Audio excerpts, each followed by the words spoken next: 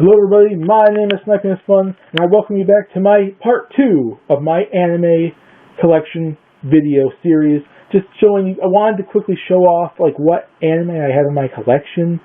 I mean, I keep talking about various anime things, and I've really been wanting to push that, especially going into 2016, but I've never really showed any of you guys, this collection. I've been posting various things on Facebook over the years, but I've never really showed like a YouTube side of it. And I wanted to show it to you guys just to show like what I currently own and talk about it. Just to give you guys an insight on it. This is part 2, like I said. Part 1 I did already go through stuff on there. Basically these sections, the stuff over here I basically went through on part 1. If you guys want me to go through talking about that stuff, you can go to part 1 and see that just perfectly fine.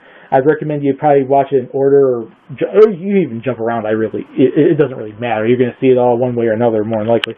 But yeah, that's about it. This is part 2. I would recommend you watching part 1. You don't have to, but I would recommend it. And where we left off was this Studio Ghibli pile right here. The first one is Howl's Moving Castle. Now, I'm going to be repeating myself on a lot of these Studio Ghibli movies because it's pretty flippin' true, but I love all of them. It is a freaking beautiful movie. Good story and characters, good world, villain, even though this one doesn't really have too much of a villain, in an interesting world, which is all Studio Ghibli movies. One of my favorites, probably not my most favorite Studio Ghibli movie, but pretty high up on my list. The Cat Returns. I love this movie a lot. I really do. It's probably one of my top favorites. I like the story. I like the whole visiting a world idea, where you're not in your own world. There's this world of cats, and Haru goes to this world of cats, and visiting a different species type of thing, a different type of world. I love seeing that, not just anime-wise, but anything. It's just so interesting seeing you interact with that kind of stuff. It's really why I like that movie a lot. Spirited Away, a classic, probably everyone's most favorite Studio Ghibli movie of all time. It's one of my top favorites. It's not my most favorite. It's up in my top 10 somewhere. I love it. It's beautiful. But, it's not my most favorite. I'm not saying I hate it. I love it a lot, but I'm just kind of saying it there. Princess Mononoke, another classic in the, Ghibli releases. A beautiful movie. But it's another one just like I talked about with Pompoko, kind of like environment type stuff. Protecting the environment type stuff. But more like a fantasy element on it, I think. Really love that movie. Whisper of the Heart. Basically the predecessor to the Cat Returns. It's not the exact same thing, but basically elements of this were kind of used to make the Cat Returns story. Interesting school life story with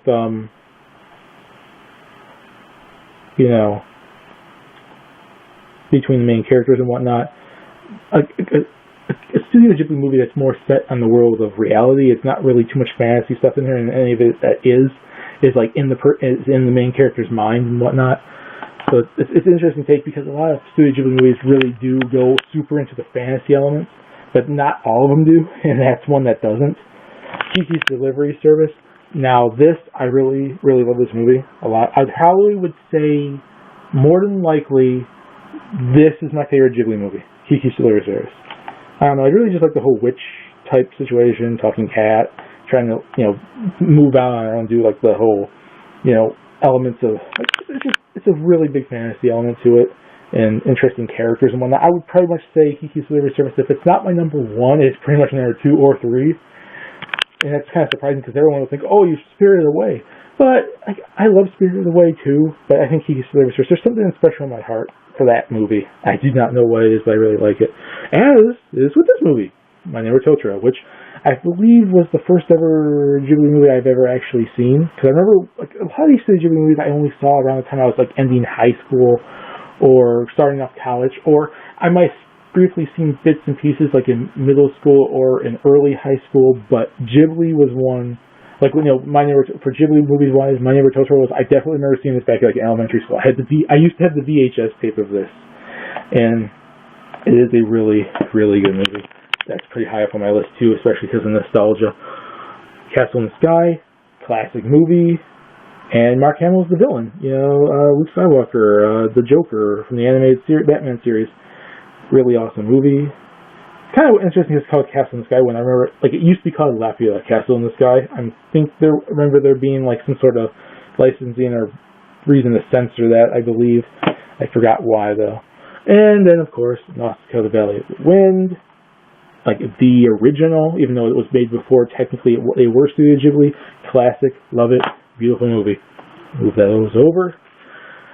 We'll get over to this pile now. And this is the Tenchi Muyo movie collection. There's 3 movies in here. Tenchi Muyo in Love 1 and 2, although I think, remember, I think the second one is also kind of like Tenchi Forever, and then there's Tenchi Muyo, Daughter of Darkness. I actually like all 3 of these movies. My favorite is obviously the first Tenchi Muyo in Love movie, the one where he goes back in time to, protect his mother from pretty much almost being destroyed and erasing his existence. Pretty much. I really love that one. Daughter of Darkness, I think, gets some sort of hate, if I recall. I do definitely know Ben at the Stage. I remember seeing his review, and it was like, I think some people like it, some people don't. I actually kind of liked it. It's probably my least favorite of the 3 movies, and then obviously Tenchi Forever, Tenchi Muyo in Love 2 would be pretty close. It's pretty enjoyable. Then we have Cat Planet Cuties. I don't know. I just really here's the thing about this series. Back when it was first being dubbed, I remember Funimation having like the first 2 episodes on their YouTube channel, and I'm like, okay, I'm gonna give this a shot. Just give it a shot. And it was late at night, and I watched the first episode, and I stayed up enough to watch the second one. I don't know. I was really anticipating when this series came out. I don't know. Maybe it's just cat girls or something. I have no clue. It's a cute series. You'd think this is really going to be super ecchi, really going to be super perverted, and it has elements of it. But I really like the story, really like the characters, really like the universe. Really think they need to expand upon it. It is another anime I do believe should have another season. It does not really end on like completing anything though. But I guess the series itself, it feels like there could be more to it. But the series, it completes kind of what it was set out to do. To some extent, at least for that season, but it feels like it definitely needs another season. I really kind of found it interesting, and I would like some more. And then I do have season 1 of Dragon Ball Z. Now this is the, I think, remastered, older Funimation dub before they started doing Kai. And I like it because, it's obviously the Saiyan Saga, and the Saiyan Saga kicks ass. And then over here, now this is another section, like I said, that's not specifically, anime.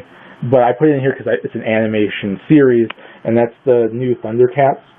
Now, I don't know if this is the entire series or not, but it's part 1, part 2, and part 3, and there's about 20-some episodes between them, and I know the series never fully finished. It got a symbiotic Titan treatment, where it got ended because of ratings or whatever happened to it. But this is basically what I found. I found all 3 of these, and I think that's, if it's not the entire series, as what they released, I know for a fact it's the majority of it. And I love Thundercats. I love the original Thundercats too, even though it is kind of, outdated nowadays. I really love the intro, and I've never watched this series as much, but I wanted to buy them so I can get caught up in that series. But there's certain elements in that series that I like a lot more than basically, the original. But the original has certain elements that I like too. Now this is another series I have that's not specifically Japanese anime, but it's kind of based off of it. It's The Legend of Korra, and I have all 4 books of it, and it's definitely not in order because I have book 1, 4, 2, and 3. Now, I want to put it in here because I do love me some Legend of Korra. I really like the series. There's certain elements that are better than The Last Airbender, which I actually still need to buy, sadly enough. I don't have any of those. But then there's certain elements in here I like more than Last Airbender, vice versa. They both have their certain elements. I like them all the seasons. Some seasons not so much as others, but Legend of Korra was enjoyable, and I do actually miss it. It was kind of sad to see that go when they ended it, because it feels like there could be more to it, which is probably what they're going to do with books. Oh, and here's the last Studio Ghibli movie, which is not in that pile, but I want to do it here, and it's the latest one, When Marnie Was There, which I have not seen yet, so I can't say anything about this. But there is a reason I'm holding this off, because I'm waiting for The Boy and the Beast to come out, and I want to watch the latest, Ghibli movie and the latest, Mamoru Hosoda movie together, on the same night, just to kind of, experience both of them together. I have my reasons. And we have Bleach, Memories of Nobody movie. Now, I like me some Bleach. I liked it more, I think, years ago than I like it now. I need to get caught up because I'm so flipping far behind, just like I'm far behind on Naruto and far behind on One Piece. But the movie was pretty enjoyable, actually. And then we have Ghost in the Shell, Standalone Complex, Solid State Society. It's obviously still wrapped up because I've not got to it yet.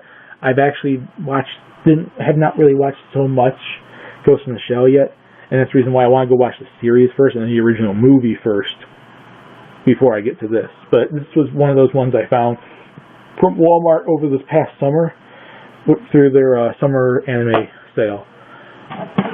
And our classic here, Akira. I've never watched this back in the day when it first came out, so I never really seen the original English dub, which this does come with.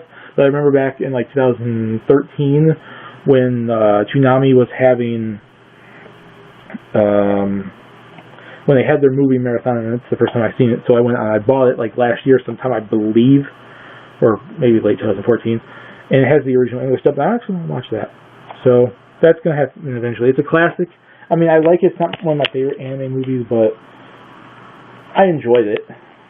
And this is specifically not even, anime as well, but I put it in this collection anyway because animation. It's the collector's edition of the complete series of that old Legend of Zelda, excuse me, princess, type stuff. Now, say what you want about the series, but I'm a big freaking Zelda fan.